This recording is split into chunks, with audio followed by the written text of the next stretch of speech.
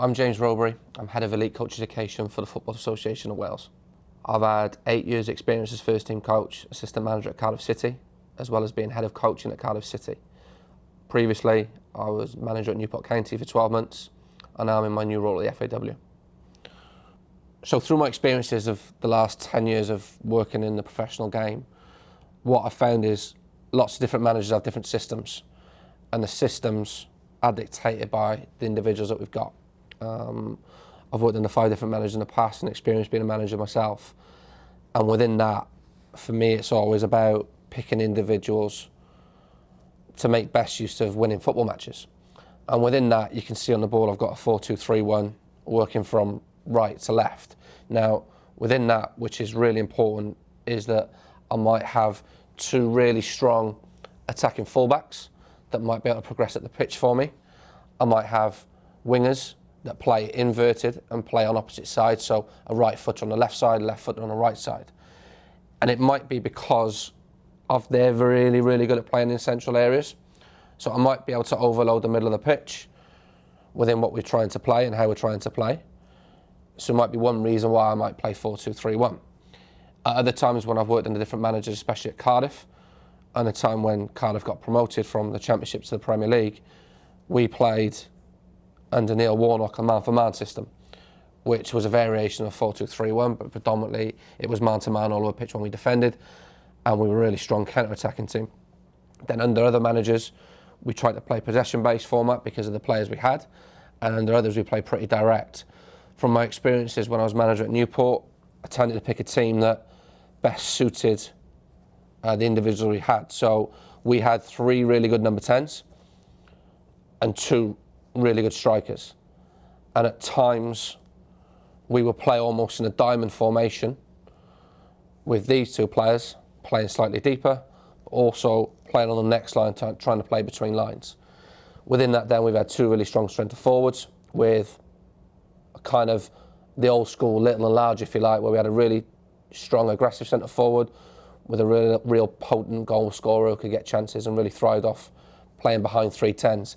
Then at other times, because sometimes that left us a little bit open, because our fullbacks had to play really high and aggressive, we would then drop down and play with 2 holding midfield players and just play with 2 10s. So it varied on the individuals that we had, and over time we work a lot around about the individual development plans of players. So if we played with a box, or if we played with a diamond, or if we played 3-4-3 or 4-2-3-1, training would always revolve around the individual. And then what did we need to do as coaches to help those individuals with their needs? Now, what's important for me as a coach is that, and what within my role I want to do now, and which we're key in producing with in our coach education programme in Wales, is that we want to put the coach at the centre of everything we do. So it's very much like we talk about our sessions of being a player-centred approach. This is very much a coach-centred approach and how we need to help coaches. Now, from my perspective and through coach education, we've got to ensure we provide coaches the correct toolbox to be able to go and deliver key messages. Now, within that, before I can talk about formations, strategies and how we play and how we want teams to play, we have to be really strong communicators in how we want to deliver, especially the further we progress up the pyramid towards the elite end.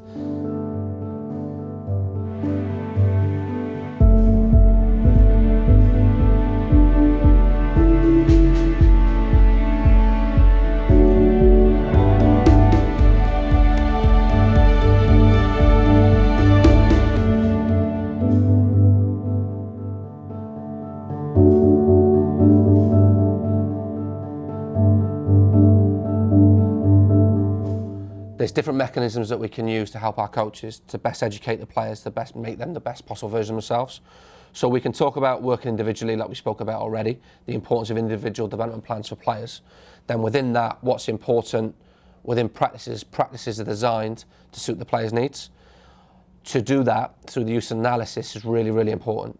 So whether we analyse as individuals, units or collective, how we communicate that message to our players is really, really important. So for argument's sake, if it's in a 4-2-3-1 that we want to play, as coaches, we need to recognise what the key characteristics of a centre-back might be, what the key characteristics for a fullback might be, centre midfield players, number 10 and so on and so forth. Then, as I've alluded to earlier, that influences our training sessions. And within that then, should hopefully have a positive impact within football matches and games. What's important for me as a coach is that when we work and we set things out, we have a set, clear learning objectives that we need to work to.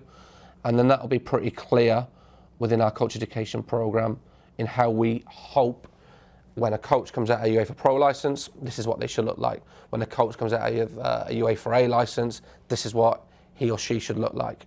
And that's really important within what we're trying to do.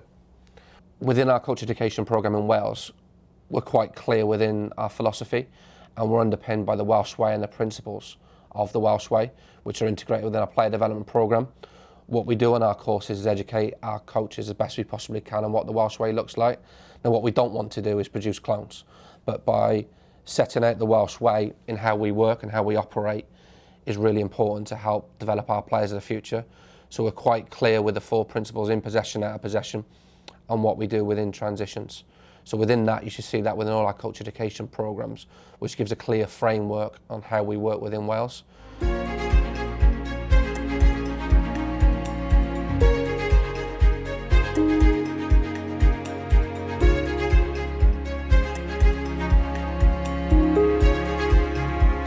So I spoke about earlier about working around the individual and the importance of practices that help the individual develop best they can. So I'm just trying to put a kind of brief session on the board here. The 2 reds would be 2 centre halves that got to work on their defending qualities within the box. The goalkeeper naturally will have a variety of different actions that he needs to take care of. Within that then, the number 9 can work on his shooting elements of his game or receiving around the box. The 2 blues out wide could be 2 fullbacks, and the 2 blues centrally could be 2 centre midfield players. And if I use a black marker as a ball, there could be a variety of different actions going on. So before the practice starts, the 2 centre defenders would receive headers to clear. Then within that, then the next action starts where the centre midfield players would receive a ball, practice their receiving skills to receive, and a bounce pass could be played to be able to play to fullback. And then a cross might come in for the 2 centre defenders to defend, but the attacker to attack and try and score. And then once that action's going on, the opposite fullback might make his way or her way into the box, but then might come out. But also within it, once those actions are finished and that cross has come in, the strikers might receive another shot to go and finish. So it might be challenging to see it within this, but the importance of trying to help players perform actions that are relevant to the game is quite key as a coach.